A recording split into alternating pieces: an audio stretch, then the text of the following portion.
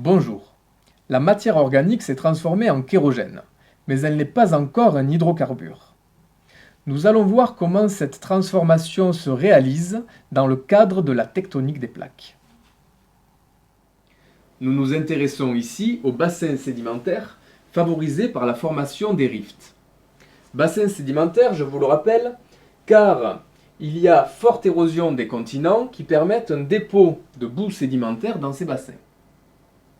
Et qu'il s'agisse de transgressions marines ou de grands lacs, si les conditions du milieu sont réunies, telles un fort ensoleillement, du CO2 dans l'atmosphère, des sels minéraux et de l'oxygène dans le milieu aquatique, il pourra y avoir une forte productivité primaire, c'est-à-dire apparition d'une grande biomasse de phytoplancton essentiellement.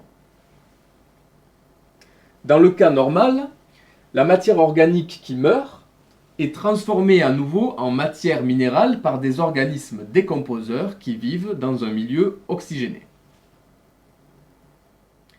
Mais lorsque la productivité primaire est très forte, il y a par la photosynthèse consommation de tout l'oxygène du milieu. Les décomposeurs vont donc disparaître. Ainsi, lorsque la matière organique va mourir, elle ne sera plus décomposée en matière minérale. Elle sera conservée dans les boues sédimentaires à hauteur de 1%. Notez qu'un phénomène tectonique a permis le dépôt et la conservation de la matière organique dans les boues sédimentaires. Ce phénomène est à l'origine de la formation des hydrocarbures. Dans ces boues sédimentaires qui contiennent environ 1% de matière organique, vont avoir lieu des transformations biochimiques complexes grâce à des organismes anaérobies. En effet, la matière organique va être transformée très lentement pendant l'existence des boues et pendant l'enfouissement des sédiments en un composé organique solide appelé kérogène. Le phénomène de subsidence entraîne une élévation de température et de pression pour les matériaux enfouis.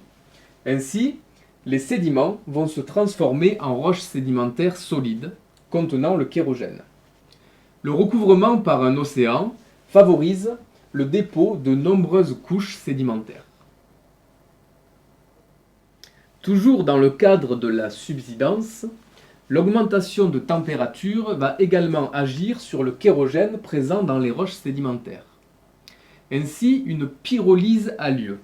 Et ce kérogène va être à l'origine de la formation de fluides, du gaz ou du liquide, qui sont des hydrocarbures. La roche sédimentaire qui contient ces hydrocarbures est appelée roche-mère des hydrocarbures. Au bout de 1 million à 1 milliard d'années, les gaz libérés vont entraîner la rupture de la roche-mère et les hydrocarbures pourront remonter vers les couches supérieures. Notez qu'un phénomène tectonique est encore à l'origine de la formation des hydrocarbures. Et la lenteur de ce phénomène rend les hydrocarbures non renouvelables à l'échelle humaine. On dit qu'ils sont rares dans le temps.